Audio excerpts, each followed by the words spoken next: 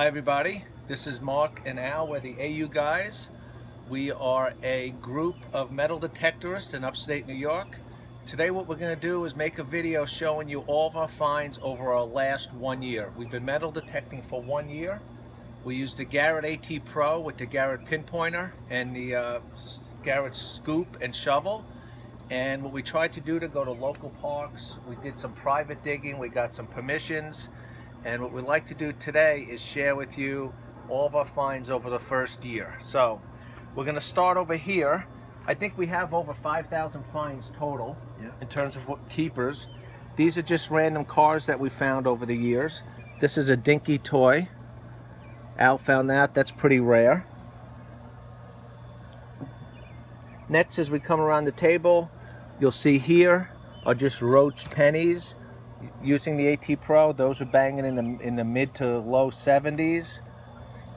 Here we have zinc pennies and our nickels. Anyone who uses the AT Pro knows that nickels are probably hitting in the mid 50s. Al, why don't you pick it up from there? All right, we found about a little over 16 pounds of quarters. Probably another, I would say another at least 10 pounds of pennies. About 7 pounds of dimes. We got about $4 worth of wheat pennies. And as we come around here, we did find an iPhone in a playground that was almost, what, 8 inches deep? Yep. Which is very bizarre. An old lock that we like. Actually, we found 4 locks. This one was a recent find. Looks like a U.S. military lock made by the American Lock Company. An old spoon that we think was issued by New York State. Knife. And over here we just have a whole bunch of assorted stuff. Al, why don't you talk a little about the keys and things like that? Yeah, the keys are real interesting. We like finding keys, and Lord knows we found a lot of them. But our favorite key is this novelty key, which really doesn't need any description. And there you go with the novelty key.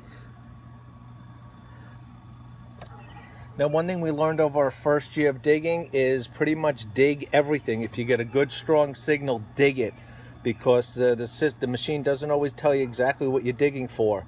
I mean, there were times when we thought we were digging a quarter and we found silver. We thought we were digging a nickel and we found sterling silver. So you can see assorted dog tags here, lighters.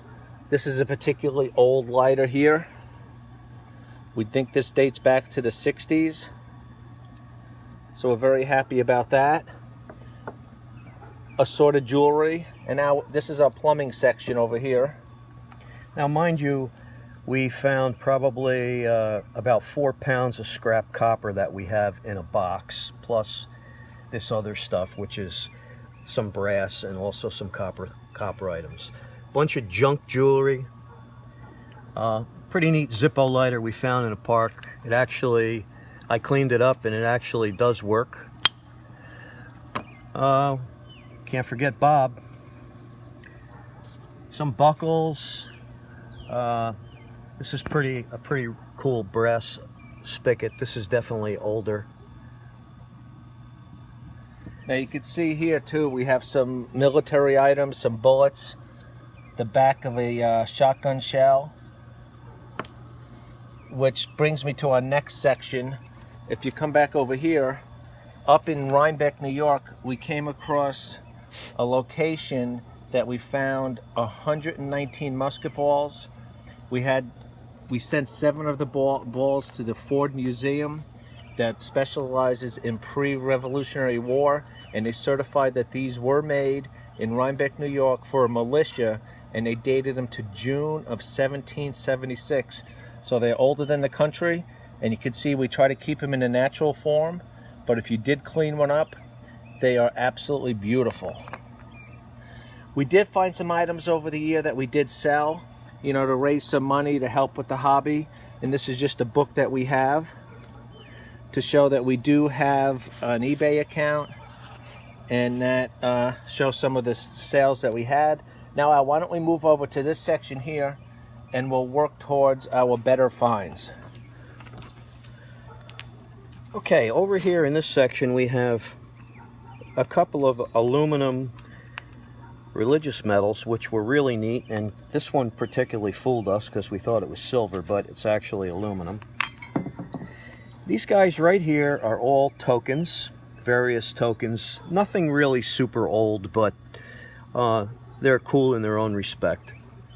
We found 4 neckerchief, scout neckerchief slides, 6 half-dollars, 6 $1 coins.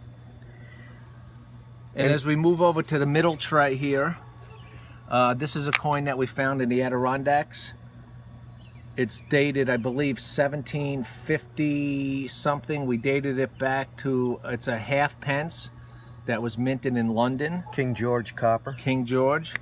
This we found in an 1820 church. Stainless steel, this is sterling silver napkin ring that actually has the name Mrs. Waite on it. One of our most interesting finds is a sterling silver fork at a Little League field. That was 8 inches down. That was 8 inches down, and it was hitting very hard, low 90s for the Garrett AT Pro. You'll understand what that means. We have some Liberty dimes that are silver. Some other dimes that are silver. Al, why don't you talk about this one? I know that that's one of your favorites. Yeah, we did a live dig on that one, and that's a walking Liberty, but actually this guy here, I don't know if you can see it, this is one of the recent finds, which is a barber dime. Beautiful condition. And actually we really like finding the coins, and this actually is our most current find, which is a beautiful 1857 Flying Eagle cent. Gorgeous, absolutely gorgeous.